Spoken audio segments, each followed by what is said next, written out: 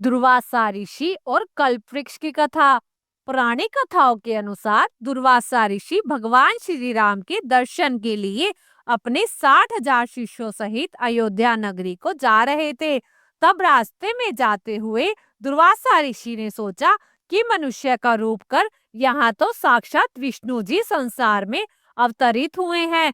यह तो मैं जानता हूँ, परंतु संसारिक लोगों को आज मैं उनका पौरुष दिखलाऊंगा।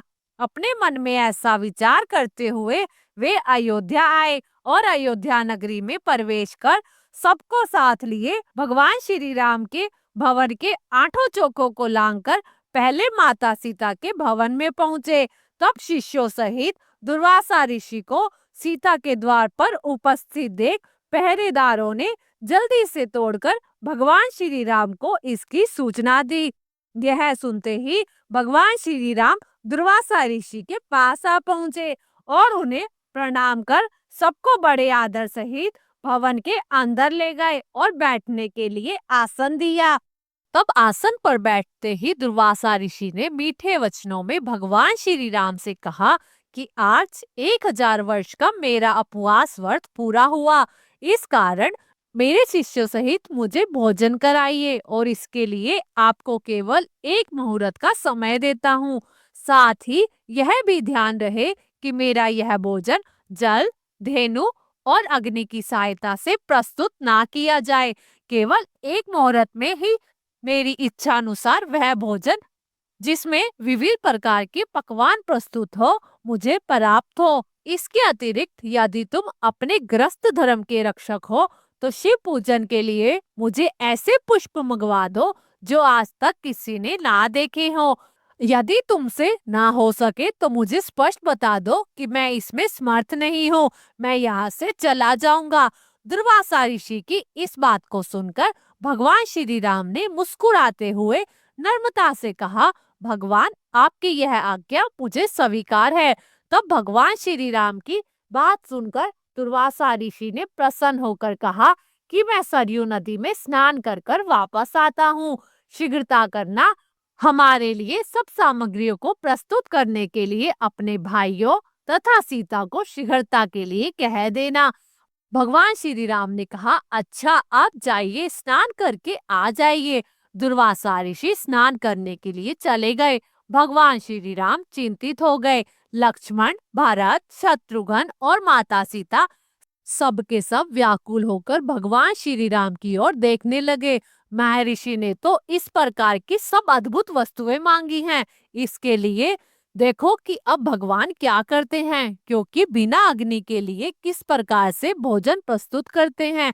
तब भगवान श्री राम ने लक्ष्मण से एक पत्र लिखवाया, फिर उस पत्र को अपने बाण में बांधकर धनुष पर चढ़ाया और छोड़ दिया। वह बाण वायु के वेग से उड़कर अमरावती में देवराज इंद्र की सुधर्मा नामक सभा में जाकर उनके सामने गिरा। उस बाण को देखकर देवराज इंद्र व्याकुल हो गए कि यह बाण किसका है। फिर उसे उठाकर देखा तो उस पर भगवान श्री राम का नाम लिखा हुआ था। फिर उसमें बंधे हुए पत्र को खोलकर पढ़ा। पत्र खोलते ही वह बाण फिर से वहां से उड़कर भगवान श्री राम के तरकश में आ घुसा। उधर देवराज इंद्र ने उस पत्र को सभा में बैठे हुए सब देवताओं को सुनाया। उसमें लिखा था, देवराज इंद्र स्वर्ग में सुखी रहो, मैं सदा तुम्हारा स्मरण करता हूँ, परंतु आज मैं तुम्हें एक आज्ञा देता हूँ। आज 1000 वर्ष से भूखे दुर्वासा ऋषि अपने 60,000 शिष्यों के साथ अयोध्या नगरी में आए हैं। वे ऐसा भोजन चाहते हैं जो गौ, जल अथवा अग्नि के द्वारा सिद्ध ना किया हो।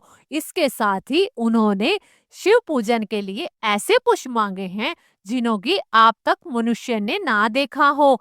मैंने उनकी यह मांग स्वीकार कर ली है। वह सरयू नदी में स्नान करने गए हैं, इसलिए तुम शीघ्र ही कल्प वृक्ष और पारिजात जो क्षीर सागर से निकले हैं उन्हें शीघ्र ही मेरे पास भेज दो। देवराज इंद्र तत्काल उठे और कल्प वृक्ष और पारिजात को साथ लेकर देवताओं सहित विमान में बैठकर अयोध्या नगरी में आ पहुंचे। लक्ष्मण जी ने देवराज इंद्र का स्वागत किया। देवराज इंद्र ने भगवान श्री राम के पास पहुंचकर पारिजात और कल्पवृक्ष को भगवान श्री राम को अर्पण किया। इतने में ही सरयू तट से दुर्वासा ऋषि ने अपने एक शिष्य को भगवान श्री राम के पास भेजा कि तुम जाकर देखो कि श्री राम इस समय क्या कर रहे हैं।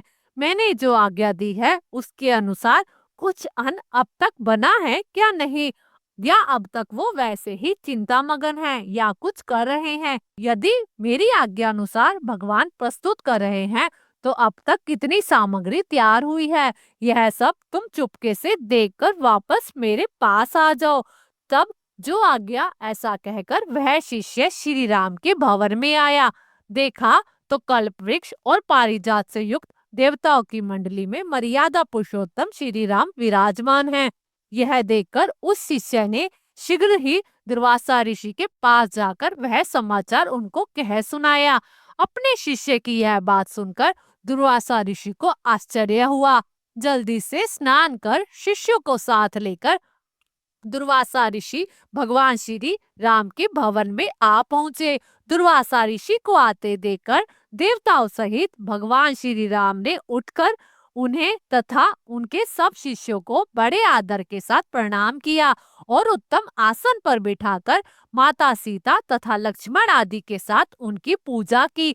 फिर जिन पुष्पों को मनुष्य ने अब तक नहीं देखा था, शिव पूजन हेतु पारिजात के उन पुष्पों को भगवान श्री राम ने दुर्वासा ऋषि के सामने प्रस्तुत किया। उन पुष्पों को देखकर दुर्वासा ऋषि को एक बार तो आश्चर्य हुआ, लेकिन मौन भाव से उन्हें ग्रहण कर शिवजी तथा अन्य देवताओं की उन पुष्पों से पूजा की। फिर उसी क्षण भगवान श्री राम ने लक्ष्मण तथा माता सीता आदि को भोजन परोसने की आज्ञा दी। तब दिव्य अलंकारों से विभूषित माता सीता ने कल्प वृक्ष और पारिजात की पूजा कर अनेक पात्रों को उनके नीचे रख दिया और वह प्रार्थना करती हुई इस प्रकार बोली कि हे क्षीर सागर से उत्पन्न होने वाले तथा देवताओं के मनोरथ को पूर्ण करने वाले कल्प वृक्ष, आज शिष्यों सहित दुर्वासा ऋषि हमारे यहाँ आए हैं, तुम उन्हें संतुष्ट कर दो। तब माता सीता के इस प्रकार कहते ही वहां रखे हुए अनेक पात्रों को अनेक प्रकार की खाद्य सामग्री से पूर्ण कर दिया। फिर तो उन सब पात्रों को उर्मिला सहित सीता ने स्वर्ण पात्रों में रखकर दुर्वासा ऋषि के समक्ष दिया। फिर तो भगवान श्री राम से निवेदित दुर्वासा ऋषि ने अपने शिष्यों के साथ बड़े प्रेम से वह भोजन ग्रहण किया। भोजन ग्रहण करने के बाद भगवान श्री राम से तांबूल और दक्षिणा लेकर वहां से अपने शिष्यों के साथ वापस रवाना हो गए। दोस्तों, अगर आपको ये वीडियो पसंद आया तो वीडियो को लाइक करें और चैनल को सब्सक्राइब करें और अपने साथ अपने दोस्तों के साथ शेयर करें और कमेंट बॉक्स में जय श्री राम अवश्य लिखें। धन्यवाद।